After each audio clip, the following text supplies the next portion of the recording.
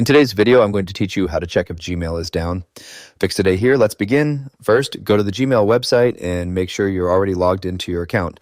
This helps you confirm whether the issue is happening while trying to access your inbox. Next, open a new browser tab and type as Gmail down in the search bar, then press Enter to search. From the search results, look for a website called Down Detector and click that result to open it. You may also see an AI overview or other quick results, but the Down Detector page is one of the most commonly used tools to check service outages.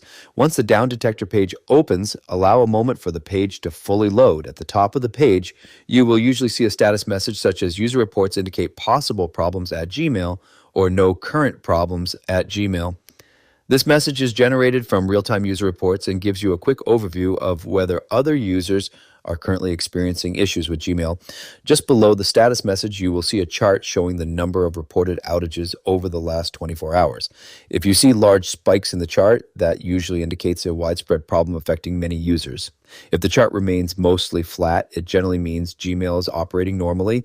You can also scroll down to review the outage map or regional reports. This helps you see whether the reported issues are happening in your specific country or location. Further down the page, you may find a section called Most Reported Problems. This section lists the most common issues users are reporting, such as trouble logging in, sending emails, or accessing the Gmail website. If you are also experiencing problems, you can click the I have a problem with Gmail button to submit a report. This helps contribute to the live outage data for other users. As an additional tip, if the status page shows that Gmail is working normally, but you still cannot access your inbox, try opening Gmail in an incognito or private browsing window. This can help determine whether a browser extension or cached data might be causing the issue. That's it for this tutorial. If you have any questions or suggestions, feel free to leave a comment down below. If you'd like to see more videos like this, the subscribe button is free and helps support the channel so I can keep making helpful tutorials for you.